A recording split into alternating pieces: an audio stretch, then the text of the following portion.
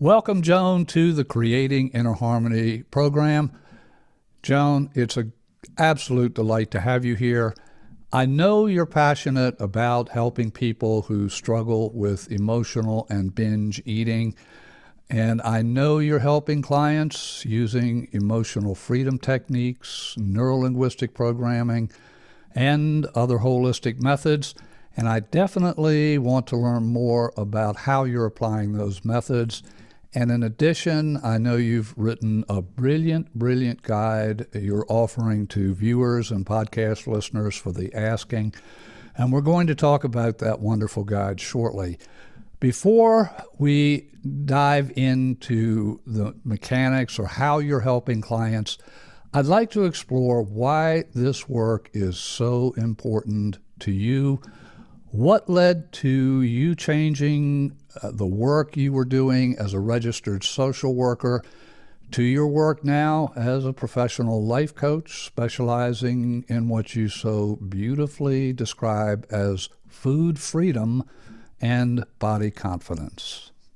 Oh, Steve, thank you so much for that introduction and for having me. I've been looking forward to our chat today, our conversation. And yes, the issues around food and body, emotional eating and binge eating are a passion of mine. Not surprisingly, because I have had to work through my own body and food issues. But let me start a little bit further back in my history. I became aware of coaching in my 20s when I was just starting my social work practice. And I didn't have the space at the time. I was just getting started as a social worker and having children and all of that. And in those days, I believe there was only one coaches training school. Which CTI, I believe, was the only one. And so coaching was just sort of getting started. So I filed that information in the back of my mind and sort of fast forwarded. I created my social work practice, worked in a number of positions in social work throughout the years. And then in my 50s, my early 50s, I sort of thought, gee, retirement is coming and I would like to be able to do some coaching, step away from counseling because I've been doing that for a long time. And so I decided that I would step into doing some coaching. And coaching had been part of my practice anyway, but I decided that I wanted to formalize it. And so I took some training through Erickson International Coaching. Which, by the way, embeds NLP into their training. And I'd already been trained as an NLP practitioner, so that really fit well. What happened was that I started my Erickson training in 2015, in July of 2015. And in September of 2015, my brother was kidnapped by terrorists in the Philippines, which sent us, of course, on a huge 7-month journey, huge trauma in our lives. And so I grappled with, should I stop the coaches training while we're going through this? And I decided that I would keep going because one of the things that it did was it grounded me. And it was the one thing I could sort of look forward to throughout this horrible event that we went through. My brother was subsequently murdered in 2016 in April. And I continued to do my coaches training and finished it in 2016. But I also, because of the trauma that we went through, I went through some traumatic trauma counseling, trauma therapy, and did some amazing work with this counselor, excuse me, that I went to. She used EFT as well as EMDR, and I actually felt that EFT was a better fit for what I was needing during that time. And so that sort of introduced me again to EFT. And again, I sort of filed that information while I was going through it. But what happened through the trauma counseling was that I realized, she said to me, it's really important, and I'm so glad that you're here because it's really important that you never waste a trauma. And, you never waste a good trauma. And out of that trauma, And the work that I did, I reevaluated my life. I looked at where I'd come from, who I was now, where I wanted to go, what I wanted to do. And one of the things that came out was that I realized that I had been dieting since I was 10. And even prior to that, food had been an issue for me, probably since I was about 2. And I used food just, to soothe my, I didn't know at the time it was anxiety, but to soothe my anxiety and my stress. And of course, food works in the moment. It does. It calms your nervous system and your body. Until then, you realize that you've eaten too much, or you've binged, or you've eaten in a way that you don't want to. And then, of course, you're more anxious and stressed and feel terrible about yourself. So that was the cycle that I started very early on in life, and then started my first diet when I was 10. So out of this trauma, I realized that I'd been doing that for a very long time, for decades, and that I no longer wanted to do that. When I thought about my future, and I thought about what I wanted to do and who I wanted to be and how I wanted to live, I looked at, life's too short and it can change on a dime. And do I really want to spend the rest of my life counting points or calories, or worrying about if I'd had one extra piece of bread during the day, or an extra cookie? And I decided that no, I didn't. The other thing I realized was that I'd only lost weight and got to a goal weight twice in my life. Once when I was in my late teens, and it was then that I was at the height of binging and purging as well. I'm sure if I had sought help that I would have had an eating disorder diagnosis, but I didn't tell anybody. And that's part of the whole issue around food and body issues, that we often don't talk about them because there's a lot of shame and a lot of anxiety and stress around them. So I didn't purge for very long. I was grateful that something in me said, don't keep doing this. And so I stopped, but I continued to binge, and I continued to eat emotionally for the rest of the years up until my 50s. The point I was trying to make there was that even though I got down to a goal weight by restricting my diet and being on a diet, I couldn't maintain that weight. And so I thought, I'm a bit of a slow learner, I think, in some ways, as many of us are when we're in the midst of eating and binging and all of those things. So I decided that I was going to stop all of that. So I stopped dieting and started to look at my relationship with myself, with food, with my body, and decided that I also created my own coaching business, Wiser Woman.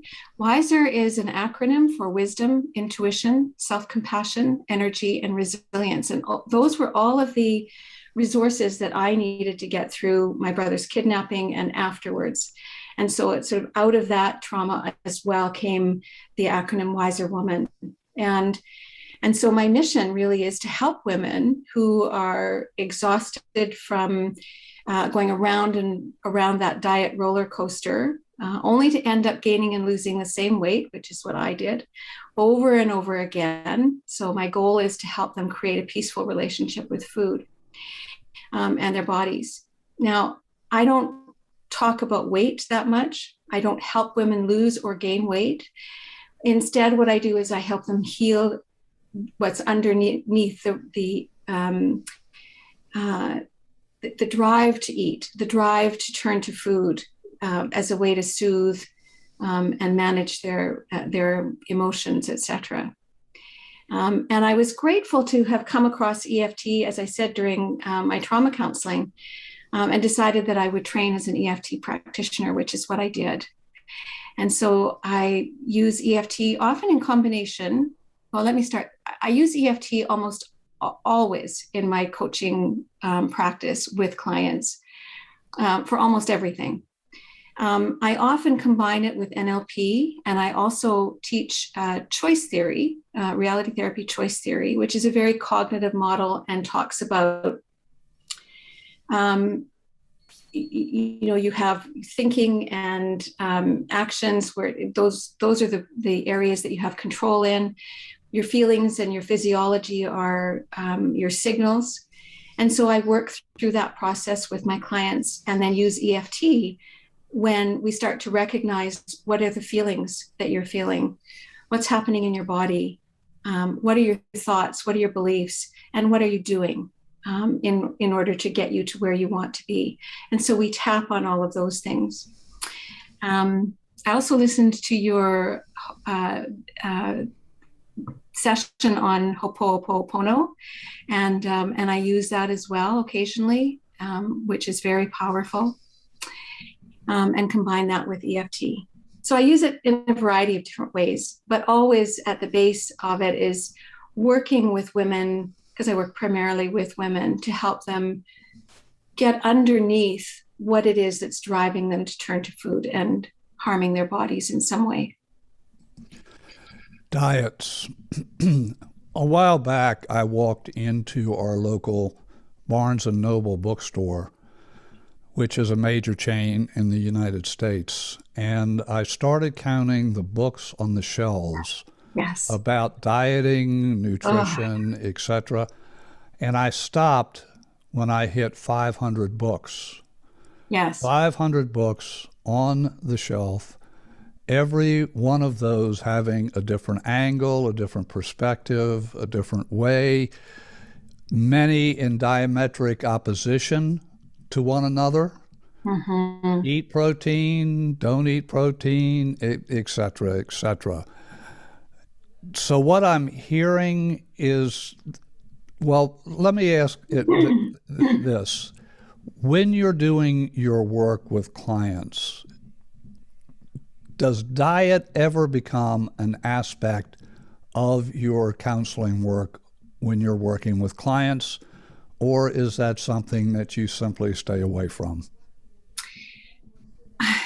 It depends. Now, I'm not a nutritionist or a dietitian, so I can't speak to somebody's diet in terms of, I can't advise them as to specifically what they need to be eating. However, what I do is I work with women to help them drop into their bodies, because most often when we're dieting, we're cut off at the neck. We're in our heads and we don't listen to our bodies. We don't know how to do that. I didn't know how to do that. I had no idea what my hunger signals felt like.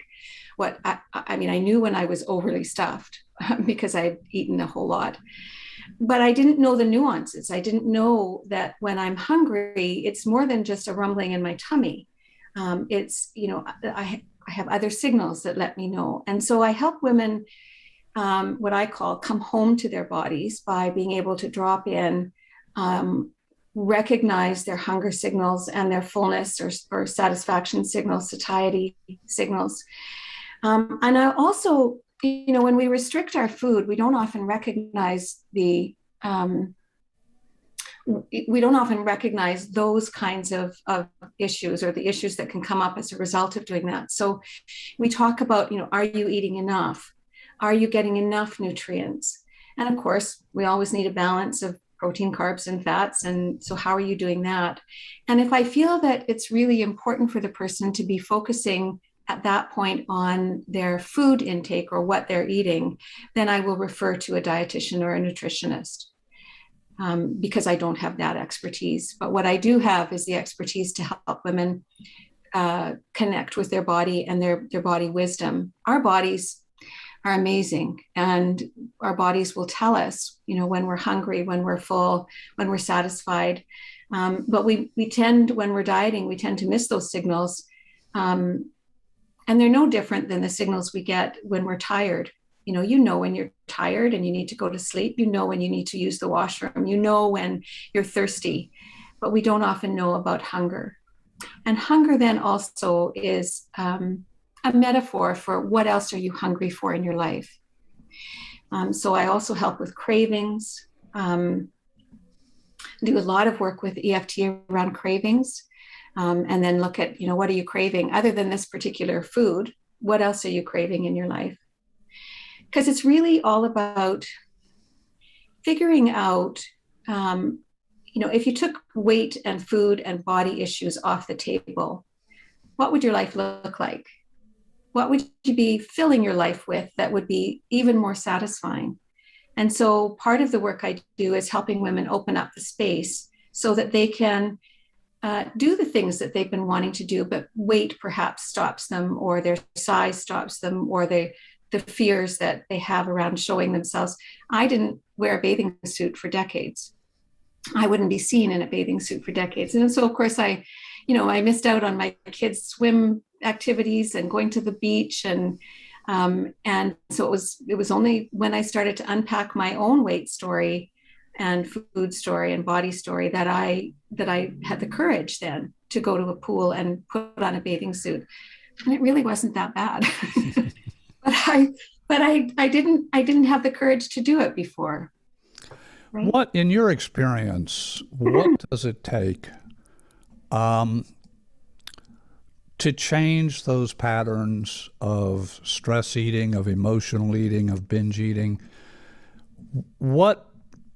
How would you go about helping someone identify their patterns, and then, as in NLP, we would say interrupt those patterns or change those patterns? What's the process you use with your clients to help them get in touch with what is really beneath the surface for them that's contributing to the binge eating, the stress eating, emotional eating? How do you go about that? Mm-hmm. So again, it depends on where we start, where the client is, and where we start with, or where I start with that client. But some of the sort of the general principles that I start with are things like, what are your triggers? What triggers you to eat and turn to food? We talk a lot about diet culture and dieting and how that sets you up for failure. If you are restricting in your diet, then you're automatically set up for a binge. Or to eat emotionally. So we talk about that. We unpack diet culture and dieting together. I'll help them, as I said before, to begin to tune into their bodies, because, without understanding and being able to experience your hunger and satiety signals, it's really hard then to, what else are you going to do but diet? And so I will work with women on helping them ground themselves, get into their bodies. And I do that through grounding, some chakra work, some visualization, breathing, and then, of course, EFT. When we're talking about the stress and the anxiety, I'll ask them where they experience that in their bodies. And also even just being able to recognize that they are stressed and that they are feeling anxious within their bodies. I didn't know that I was experiencing anxiety. I didn't know that that's what it was. And so I help people identify what is it within the body, and what are you experiencing? What feelings are you experiencing? Because often they don't know. We look at changing beliefs. So, what are the underlying beliefs that you have? Most often it has to do with shame and not feeling good about themselves, not feeling good enough, some of those core beliefs. And so we work at, and EFT helps bring that belief or those beliefs out when we're not sure. The other thing I do is when there are issues in childhood, I will often combine EFT with NLP and go back on someone's timeline to look at any events that have happened as a child. And so we then do some inner child work. So beliefs, inner child work. The other thing is that I really think it's important for women dealing with, and men, dealing with body and food issues, to become self-compassionate. And so we work on self-compassion as a way of thinking and feeling, instead of beating themselves up and feeling like they're failures and they're not good enough and all of those things. I also work with them on their bodies, body image. So how can you get to a point where you either feel neutral about your body when you look in the mirror, or you recognize your body's value. So what can your body do for you? In my ebook, my guide that you're going to talk about and we're going to talk about, one of the things that I invite people to do is do some movement, some dancing, dance like no one is watching.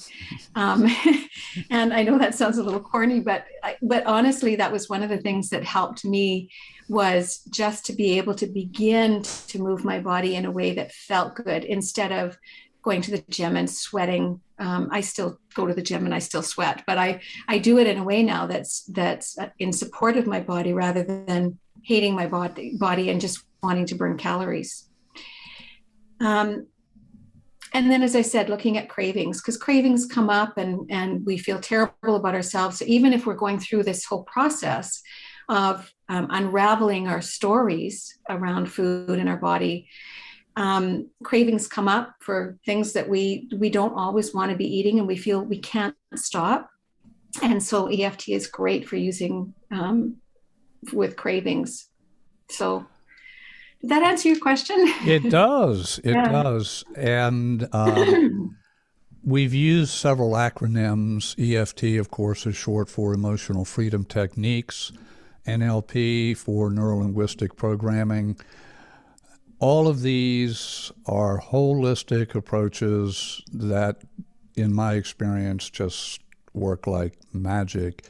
You have brought up your guide. Can you share a little bit about the ebook, the guide that you created, and how people can receive their copy? Absolutely. So I created the ebook or the guide. So it's 3 simple steps to stop emotional and binge eating. And I created it because it was one of the ways that I could support people and give them something to read and access that was easy to use. So in the guide, I talk about changing your thoughts around your body and food. Like I mentioned, I invite people to explore gentle movement. And dancing was one of the things that helped me, dancing in private at the beginning. And I created a playlist for people in the guide so that they could have some music that would help them feel something in their body or help them move their body in a way that felt good. And so the guide is just a way to start exploring your relationship with food and your body. So that was why I created it. And it's available completely free on my website, which is joanridsdel.com. And a pop-up comes up and you put your email address in, and then you have access to the ebook. And you also become then a member of my Wiser Woman community, and you get newsletters and information that comes up through the community usually on a monthly basis. We had a bit of a dropout. Can you share your website URL again, please? Yes, it's joanridsdel.com. Okay. And would you spell that for us? Yeah, yes. So Joan is JOAN, RID, S is in Sam, D is in dog, EL.com. Ridsdel, Joan Ridsdel. Joan, beautifully shared the insights, your own experience, the role of trauma as it relates to binge eating is a huge issue, and beliefs and all kinds of things, and most of which are unconscious or subconscious with the clients, and the work that you're doing helps unpack that, makes those beliefs conscious, perhaps those traumatic memories conscious. I can remember doing a demonstration with a group in Maryland for people who were depressed and anxious. It was a support group, basically. And with EFT, of course, one of the techniques is you invite people up on stage, 3, 4, 5, depending on the size of the group, and you hand them pieces of candy. And how strong is that desire to eat that particular piece of candy. And so everybody started out with a 7, 8, 9, and we tapped through. And one by one, everybody left where they got down to 0, where they just, they not only didn't want it, it was repulsive. Yes. Once they get to a certain point where they recognize this is not good for me, I really don't want this, and then I'm able to easily say no.